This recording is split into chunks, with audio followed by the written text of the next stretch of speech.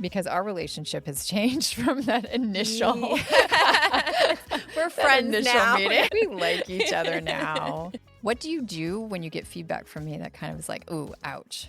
Does it happen a lot? Like, I honestly don't know. I'm not that sensitive. I would rather just be told, change this, do it this way. Here's a thought. And there have been times when I send you something and you read it once and you go, no, do it again. Try again.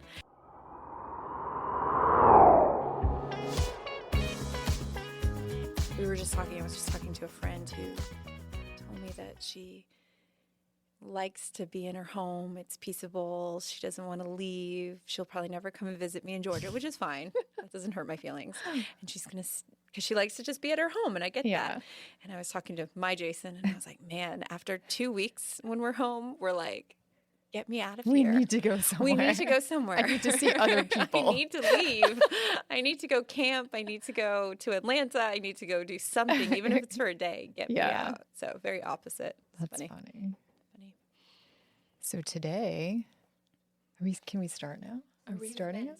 Oh. Sorry. I'm so not good at this. That's how I want the episode starting. It's good. So. Yeah. Okay. So today on the podcast, we're talking to Christina. I'm here in Maine. Yay! Finally. So excited to finally have you on the podcast and to finally be back on the podcast myself. know. It's been a while for you too. Yeah, it's been nuts. Yeah. But so this is great. This is great. Christy's been holding down the fort for you. I know. She's been doing amazing. And I mean, really, it's who the people want. So it's worked out. But we get to have you today. And so tell everybody what you do here at Seapoint. I guess a copywriter. Yeah. Team creative. Team creative. Yep. She gets to work on my team, which I'm very excited about. And funny story,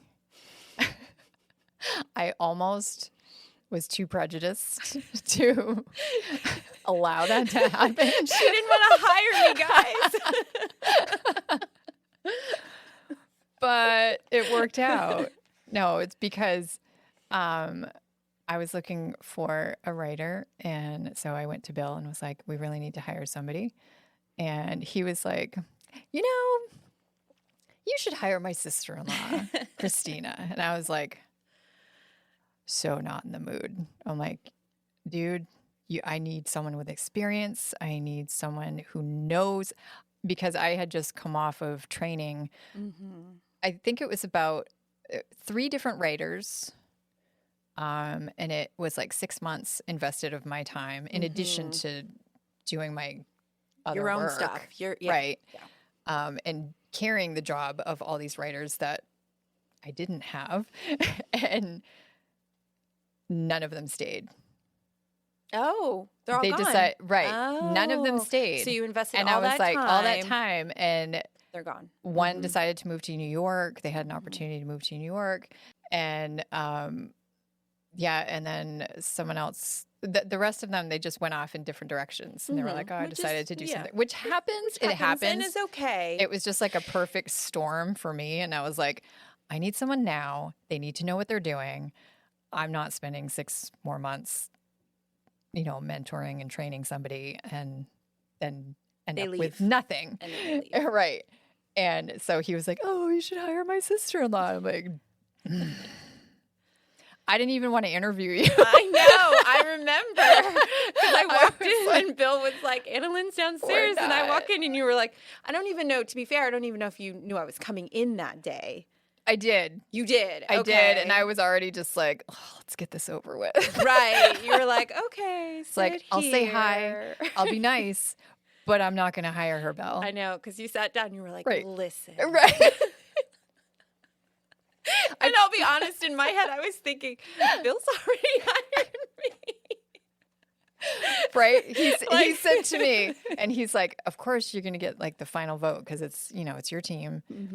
And if you don't want her, you know, that's fine. But I really think you should hire her. And I'm like, already thinking, and I was thinking, you probably already did, and you're just telling me that.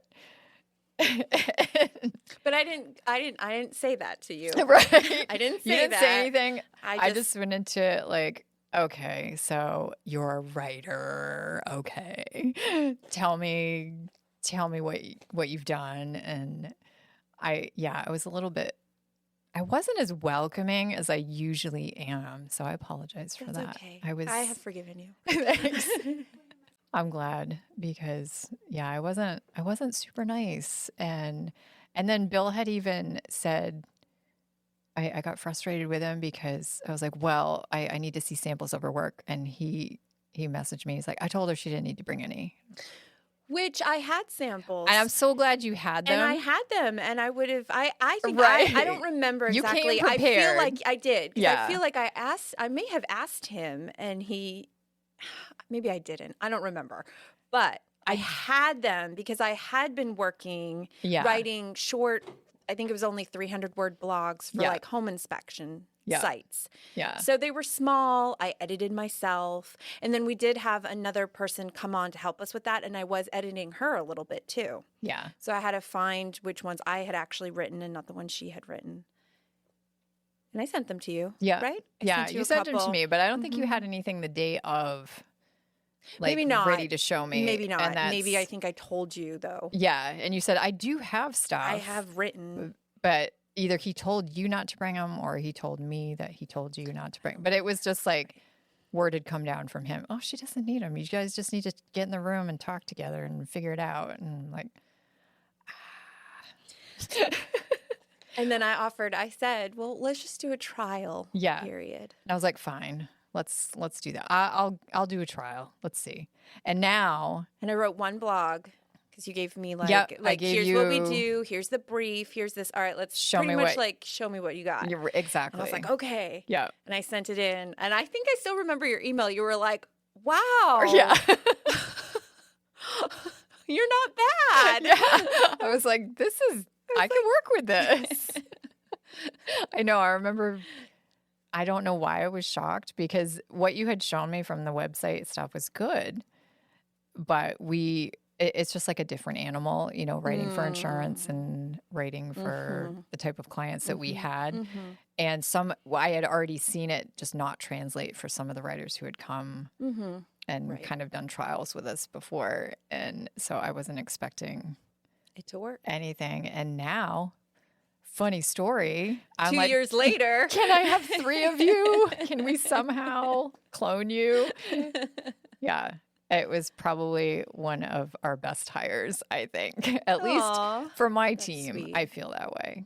So I'm super stoked that we've got you and our clients have you because you've brought so much. One of the things that I love about you is you're always thinking ahead and you're thinking about the client, thinking about what they need and looking at what can I do to make this better? What can I do to align this more with their brand, where they're at right now, where they want to go? And a lot of times, it just happened again this week where we're talking in a meeting about next steps for a client, like where we want to take content for them. And you're like, actually, that's what I'm doing for my next blog for them. Here, what do you think of this? And we're like, you're already there. You're already where we want to go. So it's just, you're like hyper intuitive and you just have to listen. Yeah. You just have to listen, I think, and take notes. Yeah. Even if I'm on meetings and I listen and I'm not talking or I'm not presenting, my camera's off, but I'm just taking notes and trying to listen to what everybody's saying. Yeah. And different viewpoints, the client's viewpoint, your viewpoint, Mark's viewpoint, everybody on the team, Vanessa, Bill, whatever anybody says, just try and pay attention and write it down because you will forget. Yes. So I have like an ongoing on my iPad, like an ongoing clients. Just a ever running list. Just try to listen to what people are saying and then keep thinking about it. Yeah. And I think that's so important because a lot of times you do, like on the creative team, you get a brief, which is handed down to you from an account manager who is face-to-face with the client and who is in a lot more meetings than we are with the client when it comes to strategy and, talking about analytics and stuff. So what's in the brief is usually based off of those meetings and those conversations that we're not privy to. Right. But I like that you recognize that what any good writer should do is take the brief, but then think about, okay, so these are the numbers. These are kind of like the core foundation pieces, but what can we build off of this? How can I make it my own, Right. their own, Right. a new viewpoint, a different angle, Right. something that's relevant now? Because sometimes, not for every client, but sometimes a brief might be written and we may not get to it, I mean, in a couple weeks. And in a couple weeks, a lot can change. Right. So we want to still think about what's happening now when we're writing it. Yeah. What's going to be relevant, what people are going to read and go, And every interesting. writer has their own voice and personality and kind of tone. And yeah, you have to give the client what they need and speak in their voice, basically. But I think sometimes being able to, and you do this very well, like put yourself into it and give it a fresh take. Like, because a lot of times the brief material will be, it's very much one note. And you can add so much more to it by taking it as like a starting point instead of like, this is the Bible. We cannot add to it. We cannot take anything away from it. Like this We've is. said it before. It's like pieces of a puzzle. Like the brief is only one piece of your puzzle. Right. And then your other pieces have to fall into place. And that's all the title, the extra words, your CTA, your subheadings, your image, all of that. They all have to come together to make a complete piece. Yeah. That's interesting. I just like that you see the big picture. And I think that's what sets apart really effective writers. And those are the ones, you know, I want to just like throw more and more your way because I want to see what you're going to do with it, because you have that ability not just to look at, this is my little piece, this is my part of this. Oh, the big You know, picture you of see all- where everything you that's fit coming in. It's not just, this is my assignment for the week. I'm just going to put my head down and get out my 500 words or 1,000 words or whatever it is and hand it in and on to the next assignment. You're thinking about, how does this fit in with a particular campaign that we're doing? How does this fit into the overall growth of this client? What is this going to do for them? What could it do for them? Like, that's what you should be thinking about when you write. Right. That's the whole point. Right. You And I know? think if you have other good ideas, you should say them. Yeah. I know, Yeah. I know I do.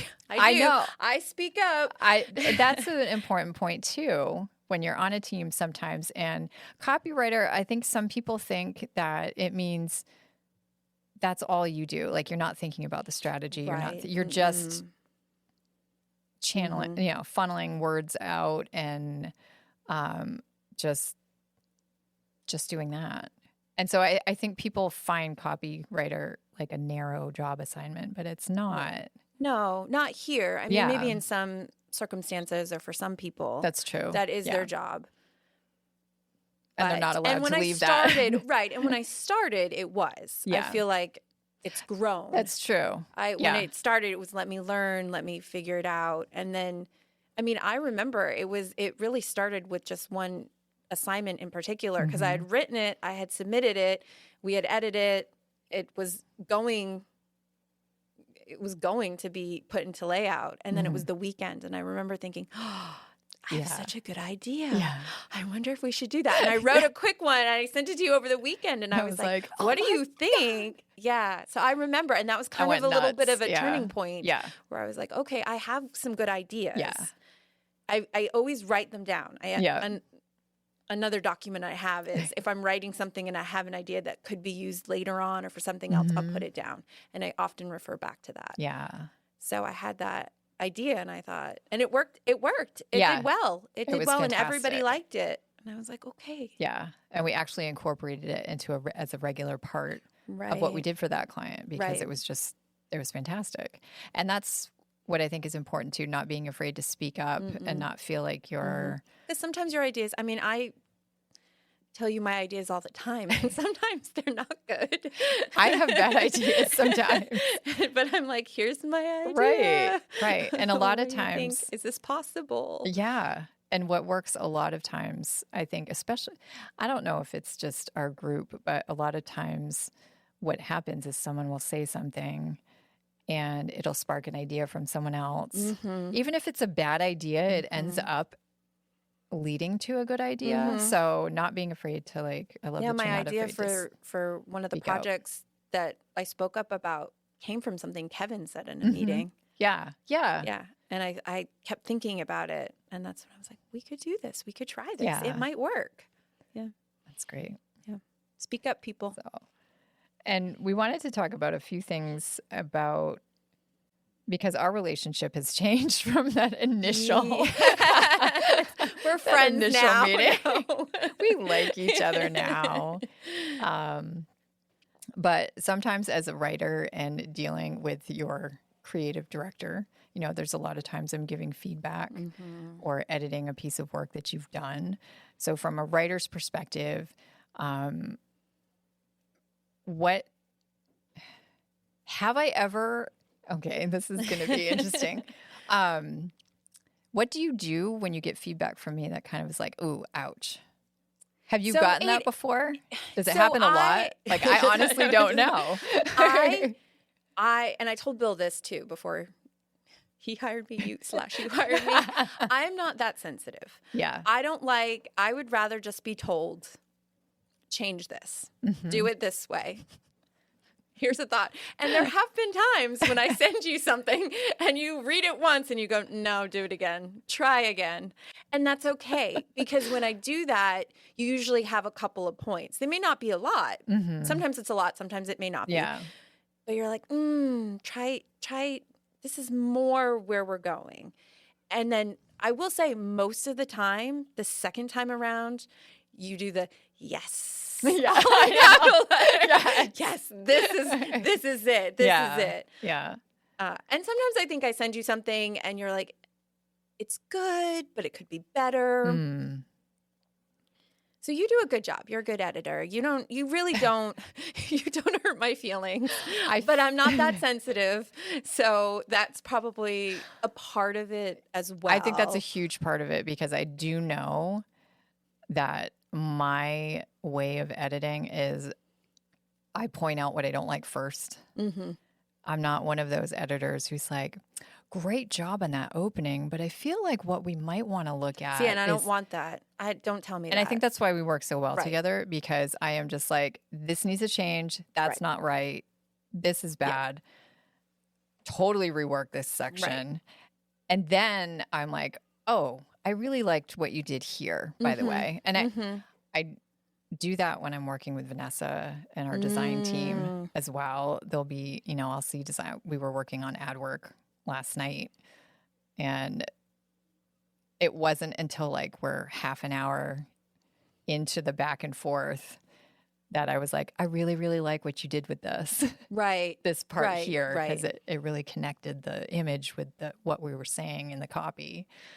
And I look at that sometimes and I'm like, oh, I really hope I'm not coming across as, you can't write. I hate your stuff. No, what are you doing? Not to me. Maybe you have to have the other writers sit down with them and talk on the podcast. But no, not to me. And there really hasn't. I feel like there really just hasn't been any really big thing. I will say, okay, all right. Be honest. I can take it. I can take it. I might cry a little bit. But it's not. I don't know as if it's all you. Once in a while, sometimes something happens organizationally wise.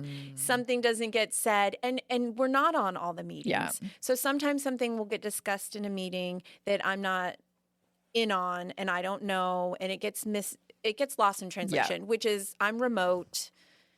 You're pretty much remote. Yeah. And sometimes that can be a challenge. Yeah. So when that happens, and I know you know what I'm talking about. I know exactly what you're talking about. And I just send like a little message like, hey, what happened? So then it's not mad. I'm not mad at anybody. Yeah. I'm frustrated. But what helps me is I just stop. Yeah. Sometimes that's just close my laptop, go for a walk, stop working for the day, go do something else. Yeah. I think that day I just stopped and I made soup. Yeah. I was just frustrated, and I was like, but it really worked out in the end. Oh, yeah. It did. Yeah. We both missed something. Yeah. And then I just didn't get filled in. And it was fine. Yeah. It was fine. I will say, for Seapoint, I feel like you'll never write something that won't get used. Right. For the clients, for Seapoint itself, for anything. Even if you write something and it's like, but you keep it, and eventually it'll pop up later down the something road. pops up. Yeah. Something pops up. You can use bits and pieces or something. Yeah. So it was fine. So that's probably, and that's the most recent. Yeah. So that wasn't really an editor thing. That was just that was a miscommunication. Like we both missed a memo. We did. And we're like, wait, what's going on? And I Wait, was did you just right. write that for nothing? Right. Yeah. And it was Right. like, I just spent all this and time on that. In my head, I knew even it wasn't for nothing because we would have used it at Right. some point. But But those kind of frustrations that's happen, frustrating. though. Yeah. And I think it's a good point. Like, writing is always personal, but you don't take it personal. Mm-mm. No, I don't. It's both at the Yeah. same time. Yeah. Yeah. It has to be personal for And it to be everybody good. has, yeah. And we have different viewpoints. I think, Yeah. I mean, once in a while, you may say an edit, and I'm like, no. But it's I don't think rare. so. It's Yeah. rare. But I like that you push back because Yeah. I think that's important too. Yeah. Is you should feel comfortable enough to like speak up. I think and so. Well, because Be like, are you sure about that? Is there room? Because a lot of times, if there's room, if it's just a preference, like I try to be, it's not just, if it's accurate and it's it may not be the way you well would written, word it. even if it's not my But- preference, I'll be like, sure, let's go with it. Right. I try to be that way. Sometimes I'm like, no, it really needs to be like this. You don't stifle the But voice of the writer. Try not to, but I think I can come across. I try to warn writers before they come on our team. This is how I edit. I'm sorry. It's just how it is. I get because I'm spread across so many different projects and managing a lot of things. I don't have time for the small talk, and I'm not a small talk person anyway, and I'm not in my editing either. So it's like, we're going to get right to what needs to be fixed. You can speak up and talk back, and like, I'm not going to make you sit in the corner or anything. You know, I want to hear it. I want to hear what your thoughts are. And we're at the point where a lot of times you'll suggest something, but then at the end you'll say, but you decide, or your call. Here's Mark what will say I'm that thinking. too. Mark will, when he edits. And I feel like we've built a lot of trust because I trust that you know what you're doing. I trust that you have a good grasp of the client. And I think that's important to establish too, because you don't have that all the time. Right. But once you can establish that trust, then it's like more, here's what I'm thinking. I can see where you're going with it. I'm just giving you this to consider. Yeah. And then it's more of a collaboration than I think so. editor I feel like that. writer. I feel it's a collab. Yeah. Definitely. Because we'll go back and forth. The way we do it is we have a Google Doc and then there's comments on the side. Right. And sometimes I look back at the conversations and we're like, well, what do you think about this? What do you think about this? What do you think about this? And I'm a big person on choices. Yeah. I know. I'm like, here, I do you like that. 1, 2, or 3? And I usually put the one I like best at the top. Yeah. And I feel like 9 times out of 10, that's the one you pick. But every so often you don't. I think it's so funny because now that we've worked together for 2 years, like we learn each other's, I don't know if it's habits so much, but like how you work creatively. And that's one of the things that I really like about what you do is it's almost like a multiple choice. There's like, here's one way we could open this blog, but then here's like a B side that maybe, It's better maybe this will hit different. this reason. Right. And I think it's so funny because there have been times when you've like second guessed yourself Yes. with copy several times. And I noticed that like that's one of the things that you do sometimes. And I'll be like, oh, that was my first instinct, Yeah, and you're like, but I switch. And you know what's funny is yeah. a lot of times I switch things up like last minute. Yes. Like right before I go to email you and say, okay, will you edit for me? I'll read it over and I'll be like, okay, let me just switch this. And then most of the time you'll be like, I think you should put this here, or you should say it this way. And I'll be like, oh, I had it like that. So that always does make me laugh. Yeah. So I'm always like, don't second guess yourself. Go with your gut. Exactly, because it's good. You have a good gut instinct. It is funny. So how would you say that you know when a piece is done when you're writing? Like, what is it that like seals the deal for you when you're like, yep, this is good. Do you ever feel like it's done? Because I do. Yeah, I do.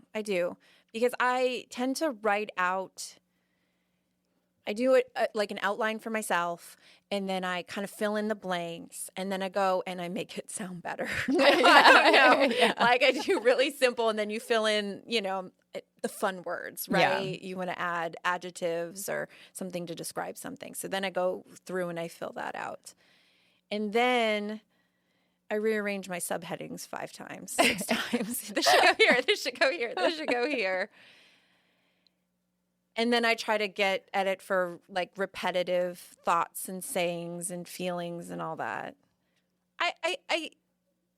And then I read it through and I read it through and I read it through. And then I think when I read it through and I go, okay, I might change this, but I'm not going to. I don't have to. I'm not going to. I mean, a lot of times I'll be like, I'm going to see what Anna-Lynn thinks and go from there.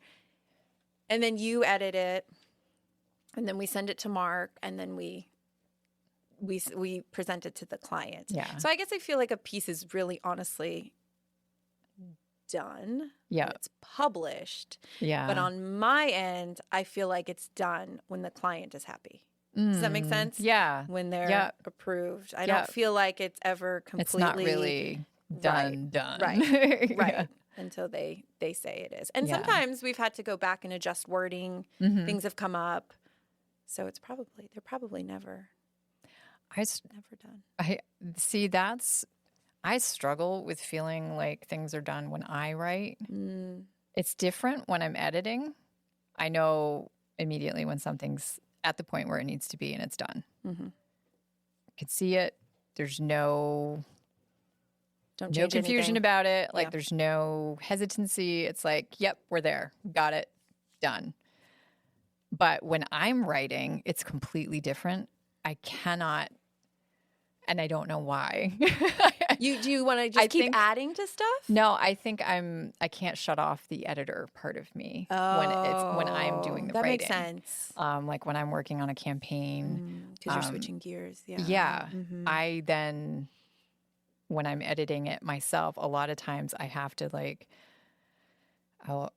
Deb's she's a decent editor, and I'll send stuff to Mark sometimes just because he's got so much experience, and everybody needs eyes on their work, and I'll have you read it sometimes and be like, what do you think? Mm-hmm. But I constantly am seeing how I could revise something and see different. To me, I feel like there's every piece that we do, there could be it could be better. Infinite versions of it. It's true. You could take it so many different ways, and I can see all those possibilities. Even within a client's tone of voice or a campaign, there's so many different directions you could go in. And so when we pick one and we write it, or I'll write it, I keep thinking, well, what if I did it this way instead? Or how about I do this? Or could I have used a better word here? And I can't shut that editor part off. Mm. But when I do it for anybody else, any other writer, when you edit our pieces, I know instantly when it's done. This is good. It's right. Good to go. Mm. It's so weird. Well. I don't know what that is. There must be a word for it, or we'll neurotic. I don't know. GPT or Google. Right. Put this in. Oh, no. This is what I do. What am I? But yeah. So, but it's been fun, learning how you work, and it's cool because everybody on our team is so wildly different in their approach. And it's funny because I don't really talk to the other writers too much. Yuri and I will talk sometimes, but brief. Yeah. So everybody's kind of in their own little bubble. We are. Yeah. We all come together, but yes, we are. So it does make me curious Mm. to wonder about, their processes and how they work. And we don't talk. Right. It's We not don't like have, we have a meeting. The writers don't have a meeting I mean, we have a and creative talk about team how meeting. terrible Anna-Lynn is. No, Right, I we do know. not do that. Is there a separate chat where you guys talk about the it? writers, the Seapoint writers? Do you know what Anna-Lynn said to me? No. Oh my God, I would love it if you guys had that. You would, wouldn't you? I would. Oh No, we don't have that. Yes, please get your frustrations out about me. I don't want people to be disingenuous with me. Like, I love it when people just say how they really feel and just what they really think of me. Let me know where I stand. Like, if you got a problem with me, say it. Tell me. Tell me. Tell me. If I'm doing something wrong. And I feel like that's something where, like, we work with deadlines a lot, and it can get really stressful really quickly because a lot of times we have, I hate the word fire drill because it's such a corporate slang term. I know, but we did have a that's fire what drill. people would call them, and we have them a lot. I feel like I haven't been a part of too many. I feel like just but when they maybe happen, one. it's like our team comes together in a very cool way. Yeah. But it gets super stressful for the writers and the content because a lot of times I'm a stickler for communication, and I'm going to be like, sometimes our regular processes that take, a lot of time to establish and just make sure all the ducks are in a row. Instead, we're like all working. It's like we're just thrown into a room and we're Right. I did think creating of that the other something. day, and I thought if and when we do that again, we should just open a Zoom meeting and keep it going through the day while we're working. Yeah. Right. Because that kind of is what happens. Kind of. Yeah. But we're like messaging each other back and forth. Right. The last one, I was writing with you, and then was it Vanessa was creating things, and then you would send them to me, and we would look, and we would all talk. But I did think of that later. I was like, next time we should just open an ongoing Zoom meeting and leave it open. That's and a really good anybody idea, wants to like jump in. But it's cool that we're able to like keep it from getting like nobody's screaming at each other or getting mad at each other, even though when miscommunication. We love each other. Yeah. And what do you think like helps us keep it light and not descend into Chaos. Everybody's stressed out and then the team starts breaking apart and then forget getting the client work done because everybody's working on in separate corners of the room now because everybody's stressed out. Like, I think Bill does a good job at hiring people. I think he knows that's the bottom people's. line, I think he knows people's personalities. I think even when you didn't want to hire me, I think he knew that we would work well together. Yeah, and I think he takes the time to get to know people, and he really observes and puts people in the positions, and will hire people knowing like, hey, you're going to get along with everybody. I just think he can read people really well and is attuned to people's emotions, their feelings, and how they work. Yeah. So I think that's how everybody comes together so well. Yeah. Is because he's the boss, he's the leader, and he just brought everybody together and he knows us. I think that's a huge part of it. And like you were saying before, like also, I don't think anybody here takes it personal when there's any criticism. I think everyone feels like a team. Yeah. There's no, like, not having that. Work. It's not my work. I don't ever think of it like that. Yeah. I never do. That this is just me. This is I am doing, this is me. I wrote this. I always think it's all of us. Yeah. That's such a good point because when there's no egos in the room, it's just about the work. And I think that keeps it from being, from anybody going into like crisis mode when we have those times when we have to kind of come together really quickly and turn stuff around really fast. And I ask all the time, like, is what I'm saying, does that make sense to you? You do, or all the time. Am I coming across right? Because I'm time. constantly afraid that I'm not coming across the right way. And I very much... To me, you do. Yeah. You're always in, does this make sense? Right. Am I making Do you sense? get what I'm saying? I don't know. But to me, it usually does. I'm sure there's been a couple instances where I'll be like, sure, and I'll make the edit, and you'll be like, oh, no. No, that's not what I meant. That's not what I meant. I said the wrong thing. But I think everybody's pretty, like, really good at that too, is we're like, wait a minute, like, it's not, how could you not get what I'm saying? You know, there's just none of that happening. And I think that makes things go a lot easier. I think so too. And highly recommend tossing your ego out the window if you want to do really good work. Right. And it's not, I think the approach that we all take is we're interested in making the agency look good, not ourselves as individuals. Like there's no ladder here to climb. Right. And helping our clients. Right. It literally is all about the work. Right. And making the best work we can. And everybody's like, okay, here's how I'm going to contribute to it. How are you contributing to it? And then everybody trying to make each other's work even better. Right. We're team players. Yeah. I think that's so important because it was funny. I refused to work for any big corporations because I couldn't stand the ego-driven focus on the work and just the backstabbing and that whole environment, which I think horrible. Can happen so easy, whether in marketing or any other like corporate environment.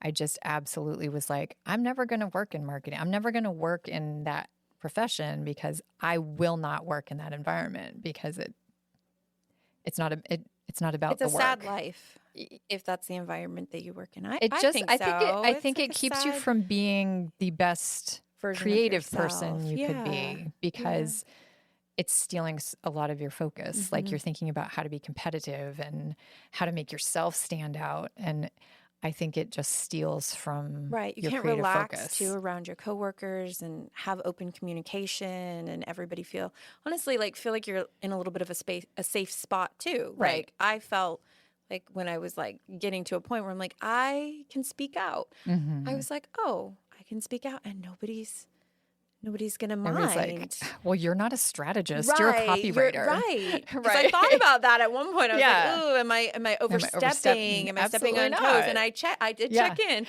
Everyone was like, no. You don't have to ask No, you don't have to ask. Please say what you think. And I was like, okay. Yeah. So, yeah. It's a good place to work. It is. Everybody should just work at Seapoint. Everybody wants to work at Seapoint, don't they? I think it's funny because every time we talk about like what works, we're like, it's pretty much just how it is here. But I know that's not the case everywhere else. So it's like some of the things that we're talking about, I think are valid for regardless of where you're working. You know, having good communication with your editor and your team, establishing trust, and just being willing to speak up and allowing people to speak up. I think it just, yeah, that's really important. Yeah.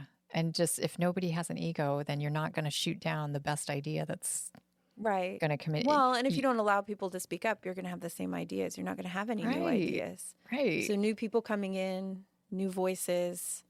And that's the fun part about marketing, I think, is finding new ways to say what essentially all marketing agencies are saying. Everybody's talking about, you know, they're trying to do the same thing for whatever their product is. We're all trying to do the same thing. Right. So a lot of the same words are in use. You know, a lot of the same strategies are at play. So what's the word elevated? You don't like that word elevated. I hate that word. Elevated, I remember level I up. used it, and you're like, no. Nope, absolutely not. Don't use that word. And you know what? I haven't used it since. I know. Do you want to level up your campaign? I think that was a long edit you had about why you did not like that word. I went on a rant. And I was like, okay. I was like, do not slide those words across my desk ever again. Got it. I won't do it. I promise. Well, so I feel like we've covered a lot. I think so. Yeah. So we do a little part at the end of the podcast where we take a look at what's in your chat. Like, what have you asked Chat GPT lately? So what's in your chat? So I feel like it's going to be really boring, but I will look it up. Well, I was listening to Jason and Bill podcast yesterday, and they were talking about the 6-7 meme. Oh, my word. And I didn't know what it was. So while I was listening to it, I looked up that. Did you find like the element on the periodic table? No. Like number 67? I can't remember the element's name. Well, we but did the learn... letters for it are HO. Oh. So you're basically calling someone a hoe. Oh, no, I didn't. GPT did not that say was my favorite explanation that I've found so far. I did hear that you shouldn't say, it's not 67, it's 6-7. Yeah. So I had not heard that. So I looked at that. And then they were talking about the Neo, a robot. And I didn't know what that was. So I looked that up. And then my brother-in-law was like, next time you come, I want to get box seats to the Patriots game. And I was like, that has got to be expensive. Yeah. Sounds like it would be. It is.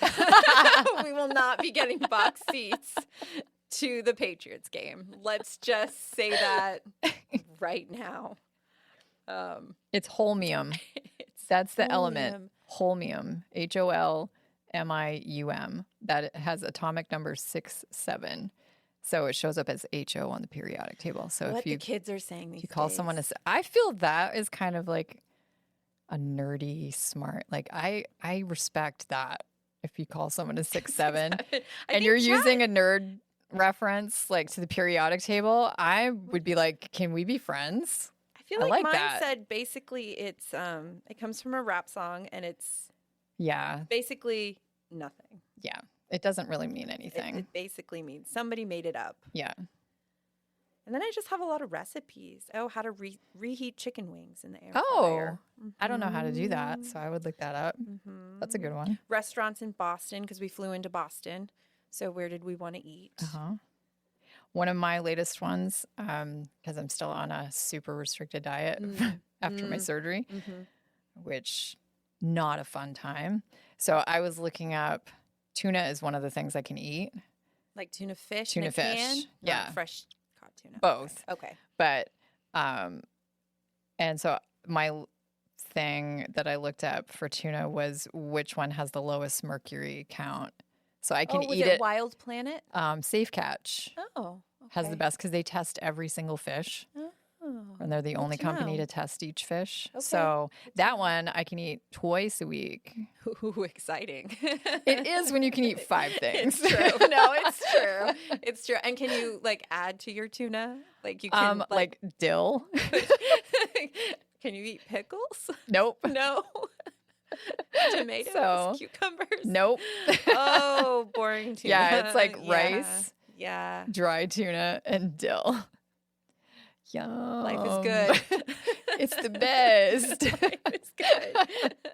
So I've been leaning on chat heavily to come up with to something. be like, I cannot eat another bowl of rice. No. Like, please help me figure this out. And it's been so cool. It came up with like a pancake recipe with using tuna and rice. No. Oh my God, no.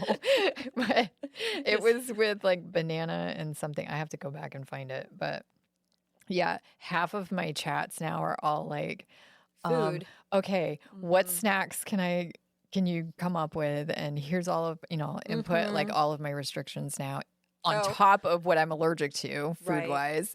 And it's like, you can chew on air? No. And water. Right. Water and air. I did ask it for interesting facts about myself. Oh, really? Because Christy was wanting team member facts. Oh, right. So I said, but I don't use it enough and tell it my deepest, darkest secrets. So it doesn't know enough information about me. So that was, yeah. but I do have, I don't know if I'm it just would know scrolling anything through about that, me. And that made me laugh because I was like, ooh, I need some facts. It'll probably have some like obscure food allergy or sensitivity that I Yeah. have. But then everybody would know it's me because I'm the one Right. who can't eat in the office. Right. But speaking of facts, I have one for you to see if Okay. you can guess. I'm so excited.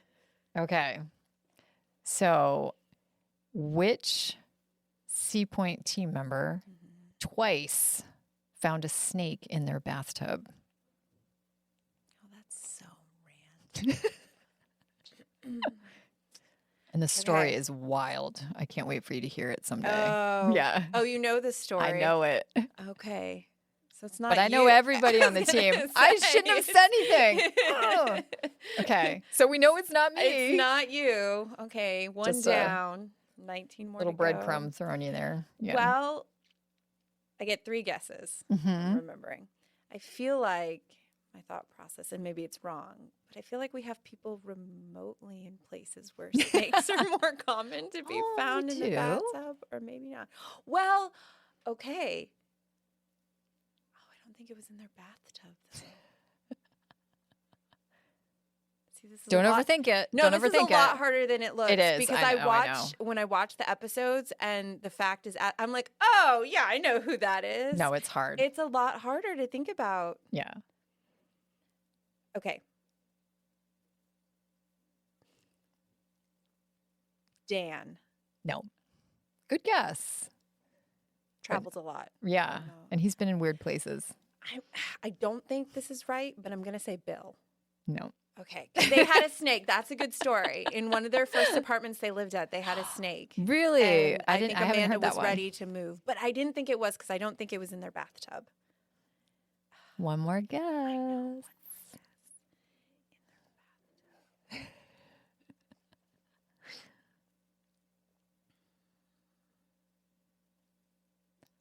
Oh, such a long pause.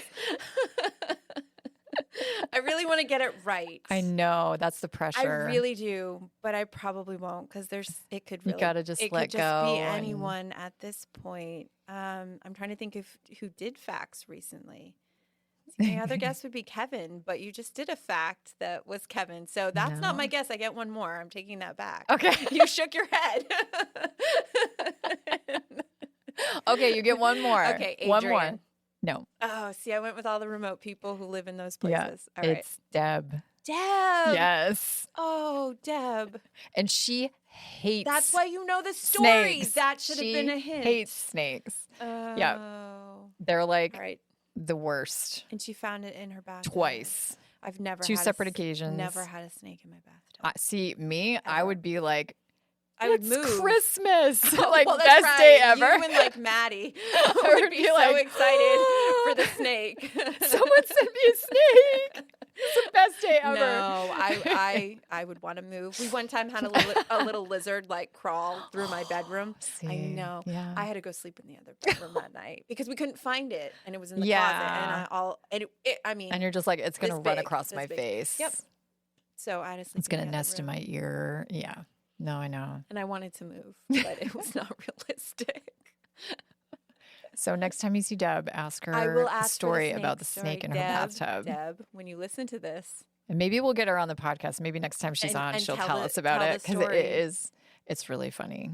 Like, That's and funny. seeing her tell it, like, I'm always dying laughing because, I can't wait. yeah. It'll be exciting. Well, thanks for being on the podcast, Thanks for Christina. having me. I don't want to let you go back to. To Maine. Yeah. Or, no, I'm in Maine, to You're in Maine. Georgia. Yeah, I don't want you to go back to Live Georgia. in Georgia. We're gonna conspire to have Jason like break his leg, and In you're the gonna hockey tournament. Yes, in the hockey tournament. For those who don't know, Tournament, so. Jason is playing in Bill's hockey tournament And he's only played once, in his whole life, and he's old. but you know, nepotism. So the only way we'll stay in Maine is if he breaks something. And my mom will have to take care of him, and I will just have to come to Seapoint. Who's with that her. chick that broke like Nancy Kerrigan's knee at the Oh, Olympics? Tanya Harding. Any Tanya Hardings out there? Can we Please no. maybe hire someone? It would be expensive too. I would do it for cheap. I don't want you to go. It's been fun. It has I've enjoyed been. my visit. Well, thanks come for back. being on. Good. We'll have you back and we'll do another episode. Sounds good. Right. Thanks for having me. Bye, everybody. Bye. It's the end. No, it's not. There's more. There's always more. Don't be sad. You can catch our full video interviews on our YouTube channel. Come find us. And don't forget to subscribe, like, and share with your friends so that we're not sad. And follow us on TikTok. And Instagram. It'll make your day happier, promise. And we'll know if you do. Until next time.